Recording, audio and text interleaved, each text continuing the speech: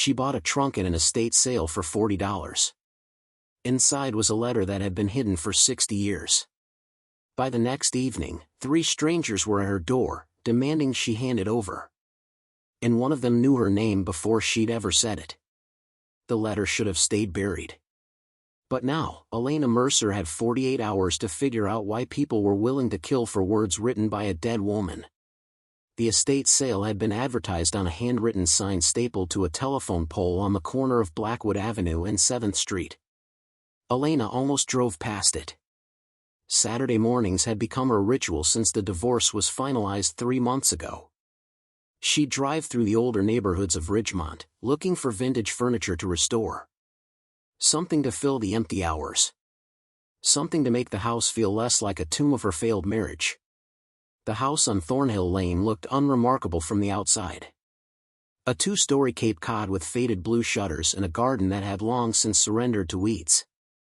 A hand-painted sign on the mailbox read, "Estate sale, everything must go." Elena parked her Subaru along the curb and walked up the cracked driveway. A dozen other people were already inside, picking through the remnants of someone's life like vultures over a carcass. She recognized the smell immediately: mothballs, old paper, and the peculiar mustiness that only comes from decades of closed windows and forgotten rooms. The first floor was a maze of tables covered with dishes, costume jewelry, yellowed paperbacks, and kitchen appliances from the 1970s. Elena moved through them without interest. She was looking for something with character, something with a story. An elderly woman sat behind a card table near the front door, a metal cash box in front of her. She had kind eyes but looked exhausted, like she'd been running this sale for days. Elena nodded politely and headed upstairs. The second floor was quieter. Most of the crowd stayed below, hunting for bargains in the more accessible rooms. Elena climbed the narrow staircase, her footsteps creaking on the old wood.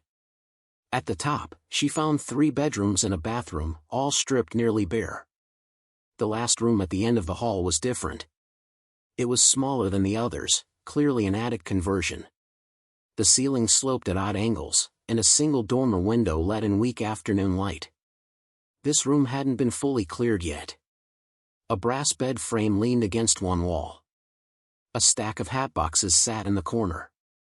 And there, partially hidden beneath a stained patchwork quilt, was a trunk. Elena felt something stir in her chest. The trunk was beautiful. Cedar wood, darkened with age, with brass corner brackets and a center lock that had been broken open long ago. The craftsmanship was exquisite, the kind of work you didn't see anymore. She knelt down and ran her fingers along the smooth wood. A small price tag dangled from the handle, $40. Elena lifted the lid. Inside were layers of fabric, old costumes by the look of it. Velvet capes, silk scarves, sequin dresses from another era. She lifted a few pieces, admiring the workmanship.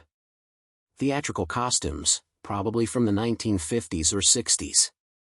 Whoever owned this trunk had been involved in performance, maybe community theater or opera. She was about to close the lid when something caught her eye. The fabric lining at the bottom of the trunk looked odd. Loose. Like it had been disturbed and hastily replaced. Elena pulled at the corner of the burgundy satin lining, and it came away easily, revealing the bare cedar beneath. And there, tucked into a small depression in the wood, was an envelope. Elena's breath caught. The envelope was old, the paper slightly brown at the edges, but still intact.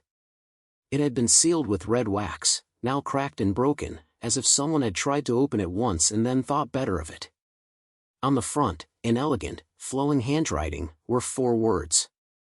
To be burned unread. Elena looked over her shoulder. The hallway was empty. Downstairs, she could hear muffled voices and the clinking of dishes being wrapped. No one was paying attention to her. She slipped the envelope into her purse, stood up, and lifted the trunk. It was heavier than she expected, but manageable. She carried it downstairs, paid the elderly woman $40 in cash, and loaded it into the back of her car. As she drove away, she glanced in the rearview mirror.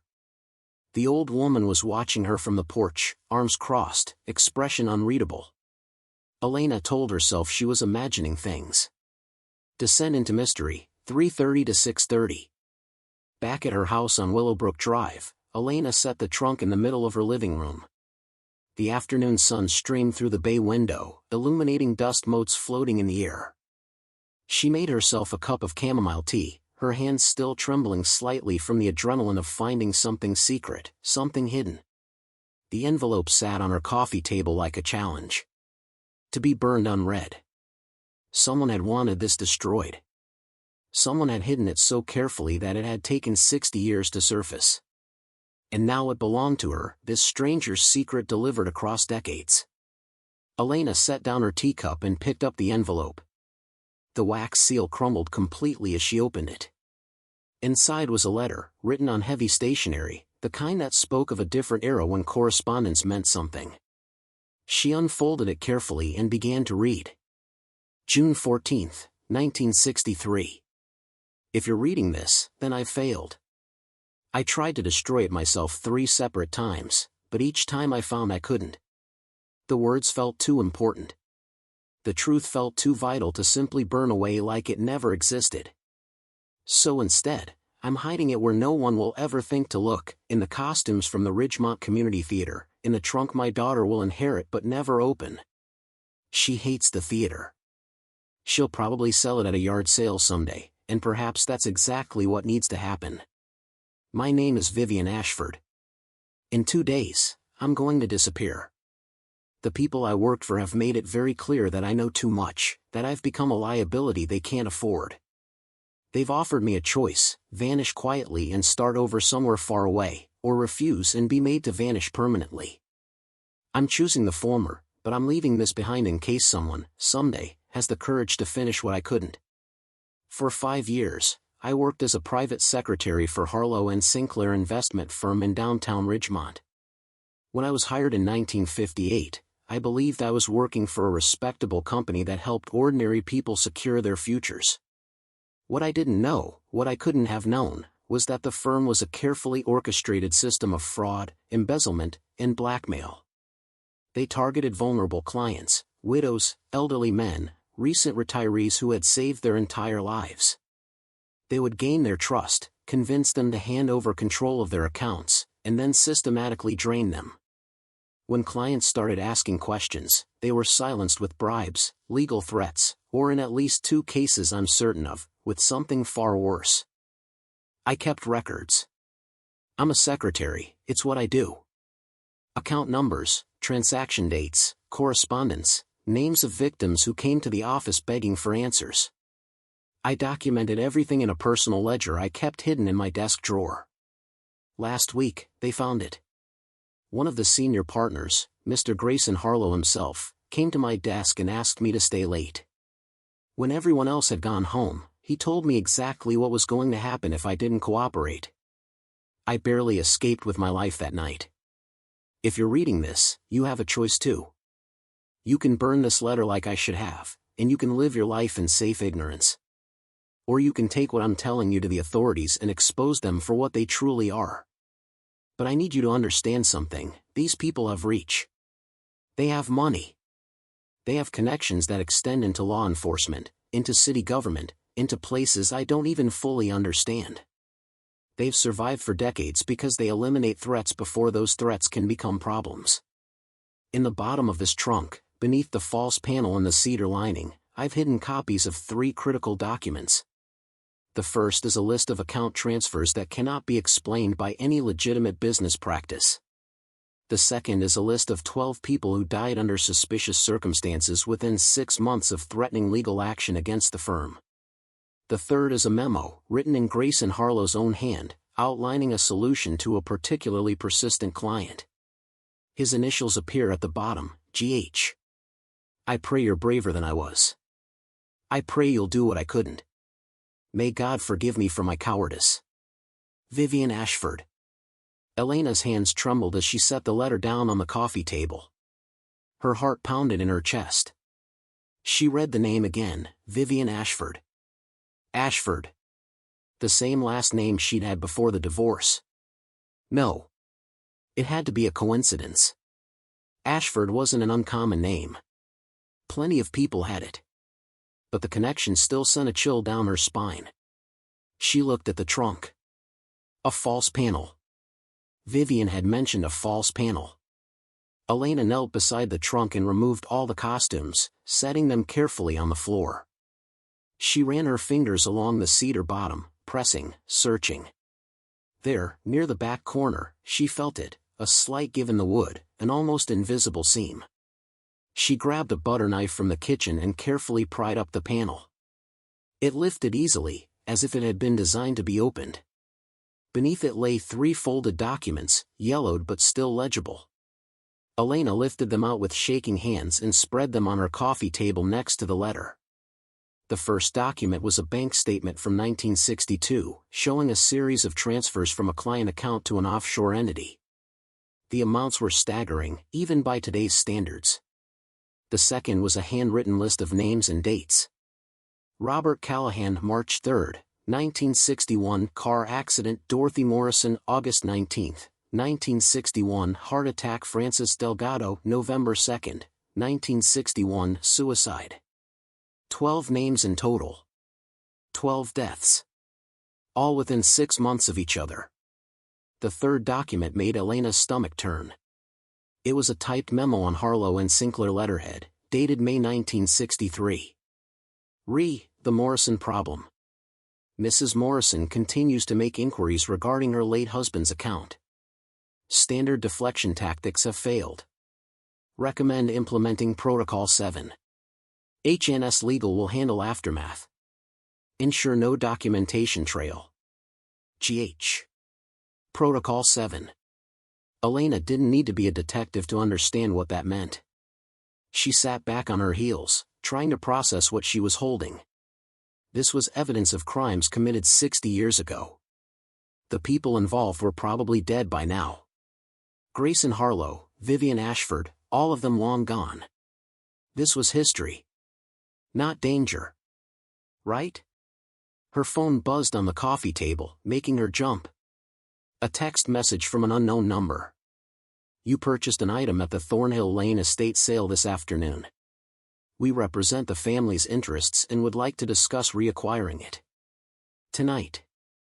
1847, Thornhill Lane. 8 p.m. Please bring the trunk. Elena stared at the message, her mouth going dry. She hadn't given anyone her phone number. The old woman at the card table hadn't asked for it. She'd paid cash. How did they know? She checked the time, 6:52 p.m. Just over an hour. The threat materializes, 6:30 to 8 o'clock. Elena stood up, her legs unsteady. She walked to the front window and pulled the curtain aside slightly, peering out at Willowbrook Drive. The street was quiet. A few parked cars, all of them belonging to neighbors she recognized. Nothing unusual. But someone knew. Someone had been watching the estate sale, tracking who bought what. And now they wanted the trunk back. She grabbed her phone again and started to dial 911, but stopped. What would she say? Someone sent her a text about an estate sale? She had no proof of a threat, just a creeping sense of dread that was making her skin crawl. Elena looked at the documents spread across her coffee table. If this was real, if Vivian Ashford had been telling the truth, then these papers were evidence of murder. And if the firm was still operating, if the people who'd silenced Vivian were still out there. No. That was impossible. This happened 60 years ago. But the text message on her phone said otherwise. Elena made a decision. She grabbed her laptop from the kitchen table and opened it, her fingers flying across the keyboard. She photographed every document, every page of the letter, uploading them to 3 different cloud storage accounts. If something happened to the originals, at least there would be copies. At 7:35 p.m., a car pulled up across the street. A black Mercedes sedan with tinted windows. It parked directly across from her house and didn't move. Engine off. No one got out. Elena's heart began to race.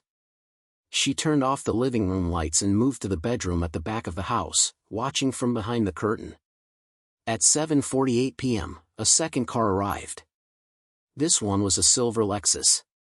It parked 2 houses down on the same side of the street. She could see figures inside both vehicles, but couldn't make out faces. At exactly 8 p.m., 3 people emerged. 2 men in dark suits, tall and broad-shouldered, moving with the kind of precision that suggested military or security training. And a woman, mid-60s, with silver hair pulled back in a severe bun. She wore a charcoal gray suit and carried a leather briefcase. They walked up Elena's driveway with the calm confidence of people who were used to getting what they wanted. The doorbell rang. Elena stood frozen in her bedroom, barely breathing. Her hands were shaking. Her pulse thundered in her ears. The doorbell rang again, longer this time. Insistent. Then the woman's voice came through the door, calm and measured, like a teacher addressing an unruly student. "Ms. Mercer, we know you're home. Your car is in the driveway. We're not here to cause trouble. We simply want to discuss the trunk you purchased this afternoon. Open the door, and we can handle this in a civilized manner."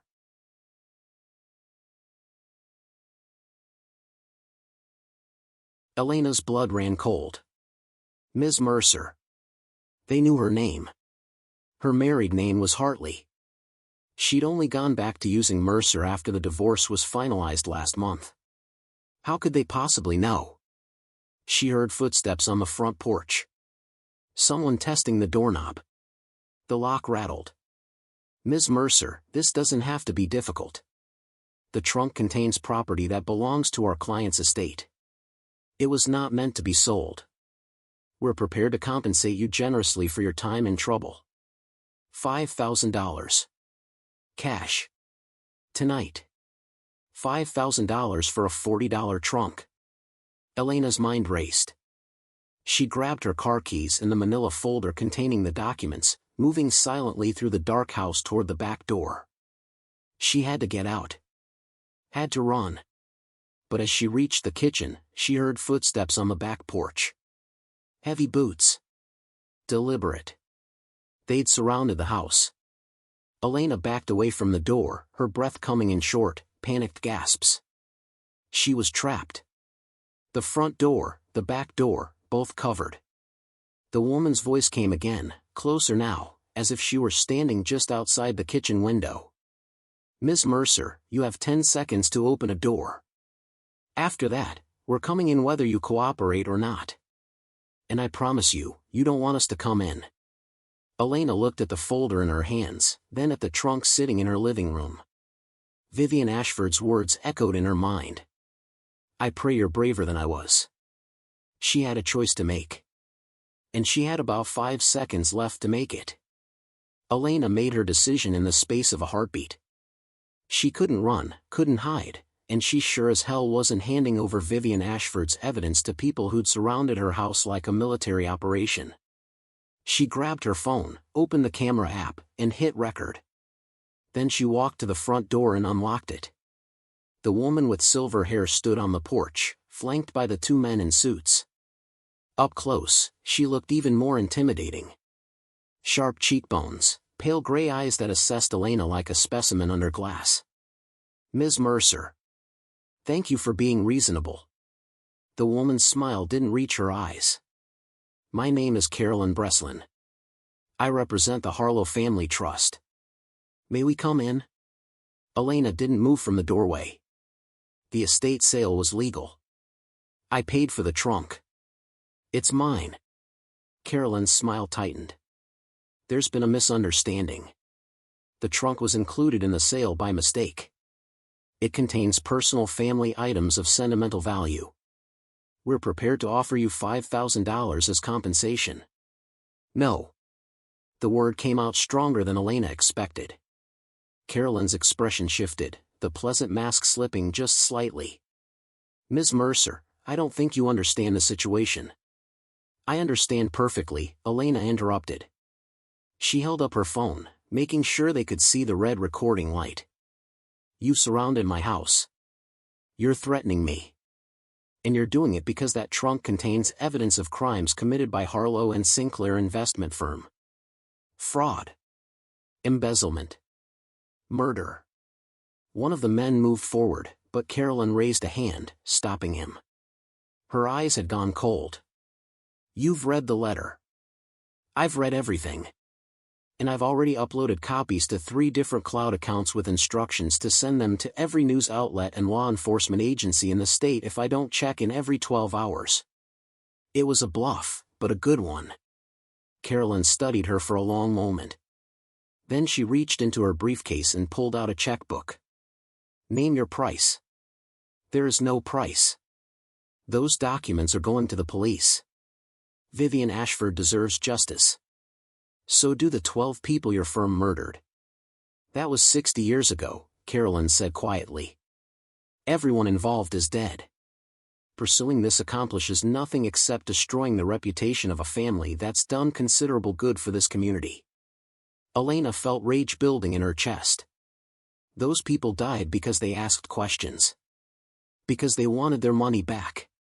And you want me to stay quiet so the Harlow name stays pristine? Carolyn's jaw tightened. "You're making a mistake." "No. Vivian made a mistake. She stayed quiet. I won't." For a moment, Elena thought Carolyn might actually have her attacked right there on the porch. But instead, the older woman simply closed her briefcase and turned to leave. "You'll regret this," she said over her shoulder. "Maybe. But I'll regret staying silent more." The next morning, Elena walked into the Ridgemont Police Department with the trunk, the documents, and Vivian's letter. Detective Marcus Okonkwo listened to her story, examined the evidence, and within 24 hours had contacted federal investigators. The case exploded. Harlow and Sinclair had rebranded in the 1970s, but the firm still existed under a different name, still operated by descendants of the original partners. The documents Vivian had preserved became the foundation for a massive investigation into decades of financial crimes. Carolyn Breslin was arrested for witness intimidation. 3 senior partners at the rebranded firm were charged with conspiracy and fraud. Victims' families, some who'd spent their entire lives wondering what really happened to their loved ones, finally got answers. 2 months later, Elena received a letter forwarded through the detective's office. It was from Vivian Ashford's daughter, now 83 years old and living in Oregon. "Dear Ms. Mercer, I never knew my mother kept that letter. She disappeared when I was 21, and I spent my entire life thinking she'd abandoned me. Now I know she was trying to protect me. Thank you for being brave enough to do what she couldn't. You've given me back my mother's memory, and for that, I'm eternally grateful." The trunk was hers. "I'd like you to keep it." Elena stood in her living room, the letter in her hands, the cedar trunk sitting exactly where she'd placed it that first day. She thought about Vivian, about the choice she'd made to hide the truth rather than risk everything. And she thought about the choice she'd made to expose it. Some letters weren't meant to stay buried. Some truths were worth the risk. Elena opened the trunk and placed Vivian's letter inside, along with the one from her daughter. Then she closed the lid, knowing that this time, the story had ended the way it should have 60 years ago. With the truth. Elena didn't sleep that night. She sat in her living room with every light on, the documents spread across her coffee table, jumping at every sound. She'd made copies of everything, stored them in multiple locations, but she still felt exposed. Vulnerable. At 3 a.m., she finally made the call. Detective Marcus Okonkwo answered on the 4th ring, his voice thick with sleep. "This is Okonkwo. My name is Elena Mercer. I need to report historical crimes. Multiple murders. And I think the people responsible are still operating." There was a pause. Then, "I'm listening." Elena told him everything. About the estate sale, the trunk, Vivian's letter, the documents, and Carolyn Breslin's visit. She spoke for nearly an hour while Detective Okonkwo took notes, asking sharp, precise questions that told her he was taking this seriously. "Can you come to the station at 9 a.m., he finally asked. "Bring everything. And Ms. Mercer? Don't open your door for anyone until then." The next morning, Elena walked into the Ridgemont Police Department carrying the trunk, with the documents and Vivian's letter secured in a locked bag. Detective Okonkwo was waiting for her, along with 2 federal investigators who'd driven up from the state capitol overnight. They spent 6 hours going through every page, every line of Vivian's documentation. The lead investigator, a woman named Agent Patricia Cortez, looked at Elena with something like awe. "Do you understand what you have here? This connects to at least 4 cold cases we've had open for decades. And if the firm is still operating under a different name..." She trailed off, already reaching for her phone. Within 24 hours, the case exploded across state and federal jurisdictions. Harlow and Sinclair had rebranded 3 times since the 1960s, but the firm still existed, still operated by descendants and protégés of the original partners. The documents Vivian had preserved became the foundation for a massive investigation spanning decades of financial crimes, suspicious deaths, and systematic fraud. Carolyn Breslin was arrested on charges of witness intimidation, conspiracy, and obstruction of justice. When agents raided her office, they found evidence of ongoing fraudulent activities remarkably similar to the schemes Vivian had documented 60 years earlier. The firm had never stopped. They'd just gotten better at hiding it. 3 senior partners at the rebranded firm were charged with conspiracy, elder fraud, and racketeering. 2 mid-level executives took plea deals in exchange for testimony. The investigation uncovered 23 additional victims, families who'd lost everything and never knew why. Elena testified at multiple hearings. She told Vivian's story, explained how she'd found the letter, described Carolyn's threats. The media coverage was relentless. Local news, then regional, then national outlets picked up the story of the woman whose $40 estate sale purchase had brought down an investment fraud empire that had operated for over 60 years. Through it all, Elena kept Vivian's letter in a fireproof safe, a reminder of courage found in unexpected places.